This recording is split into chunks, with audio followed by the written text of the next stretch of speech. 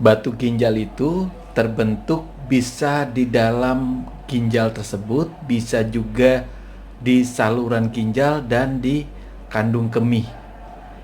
Batu ginjal itu bisa saja terbentuk bukan cuma karena ada bahan baku pembentuk batu seperti kalsium, asam urat, tetapi juga karena ada faktor-faktor lain seperti misalnya kebiasaan menahan buang air kecil, minum yang kurang, atau pasiennya mengalami kekurangan cairan atau dehidrasi, juga karena mengkonsumsi makanan-makanan atau minuman yang membuat air kencing menjadi lebih asam.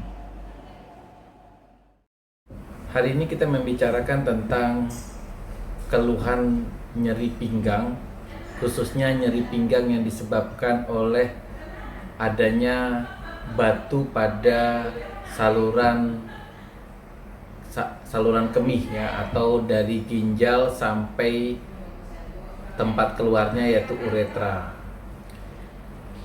Batu ginjal itu bisa terbentuk di sistem kemih kita, yaitu dari ginjal bisa terbentuk dari ureter. Ureter itu saluran yang menghubungkan antara ginjal dengan kandung kemih.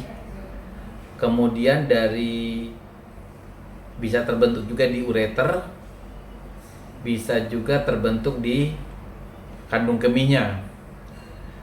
Nah, batu sampai terbentuk di saluran kemih ini terbentuk karena pertama keadaan misalnya di dalam kandung kemih itu ada bahan untuk terbentuknya batu. Jadi batu kandung kemih itu tidak terbentuk di dalam darah lalu keluar dalam bentuk batu, tidak. Jadi pertama, batu itu kan secara garis besar kandungannya berupa kalsium maupun terkandung oleh asam urat. Jadi ketika di dalam air kencing kita banyak mengandung kalsium atau mengandung asam urat dengan faktor-faktor predisposisi tertentu, itu bisa saja kristal yang tadinya dalam bentuk kristal bisa terbentuk batu. Nah, awalnya terbentuk dalam bentuk kristal-kristal kecil. Nah, batu kalsium itu didapat dari misalnya minuman kita memang banyak mengandung kalsium. Ada daerah-daerah tertentu di mana air tanahnya itu kandungan kalsiumnya cukup tinggi. Nah, kandungan kalsium juga terdapat pada beberapa buah, sayur, kemudian beberapa makanan ya. Misalnya ada obat-obatan tertentu juga mengandung kalsium oksalatnya begitu tinggi. Nah, kemudian batu yang terbuat dari asam urat juga bisa terjadi pada pasien-pasien yang memang menderita asam urat yang begitu tinggi di dalam darahnya. Nah, asam urat ini terbuang melalui sistem saluran kemih ke air kemih kita ya. Nah, keadaan tingginya asam urat yang terjadi di air kemih, kemudian kalsium yang terjadi di dalam air kemih ini karena kebiasaan-kebiasaan tertentu ya, misalnya menahan buang air kecil, kemudian minumnya terlalu sedikit atau pasiennya mengalami dehidrasi, sehingga keadaan kalsium di dalam air kencing ataupun asam urat di dalam air kencing mengakibatkan bisa terkumpul menjadi batu yang besar. Nah, batu-batu ini tergantung ukurannya. Kadang-kadang terlalu besar dia tidak bisa melewati saluran kencing atau tidak bisa melewati ureter ya.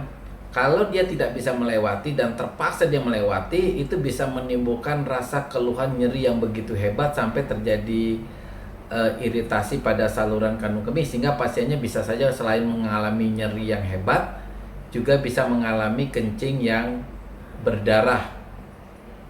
Jadi kalau kita mau menghindari ataupun mengobati keluhan karena batu pada saluran kandung kemih, pertama kita harus tahu kalau kita memiliki memang kecenderungan asam urat yang tinggi di dalam darah, kebiasaan menahan buang air kecil itu harus dihindari. Kemudian minum yang agak banyak, hindari dehidrasi. Kurangi makanan-makanan yang tinggi asam urat. Nah, misalnya tinggi asam urat itu pada jeroan hewan ya, jeroan hewan, kemudian pada kerang itu juga dihindari. Kemudian kalau teman-teman biasa mengkonsumsi obat-obat yang mengandung kalsium itu bagi yang misalnya ada kan obat-obat tertentu yang memang multivitamin mengandung tinggi kalsium, konsumsi airnya juga harus banyak. Hindari makanan-makanan yang bisa cenderung mengakibatkan keasaman urin. Nah, kalau keasaman urin ini tinggi, tentu batu-batu yang tadinya kristal itu bisa terbentuk menjadi batu yang besar. Misalnya minuman-minuman yang sifatnya manis ya, kayak minuman bersoda, itu juga bisa mengakibatkan air kencing kita menjadi asam sehingga terbentuklah batu. Obat-obat yang dikonsumsi selama menderita batu ginjal, pertama adalah obat-obat penghilang nyeri, minimal ya paracetamol. Kemudian obat yang merelaksasi daripada otot polos ya, otot polos di daerah ureter. Nah, otot polos relaksator biasanya kita menggunakan golongan alpha blocker. Nah, ketika kita merelaksasi ini, harapannya batu yang melewati ureter itu tidak menimbulkan keluhan yang hebat.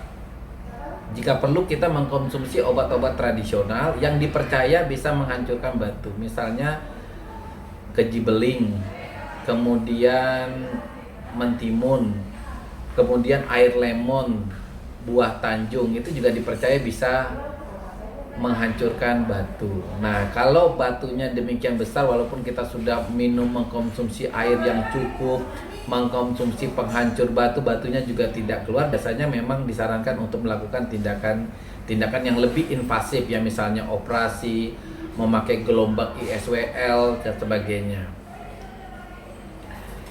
Teman-teman, sebagian besar batu saluran kemih itu bisa hilang dengan sendirinya hanya dengan mengkonsumsi air minum.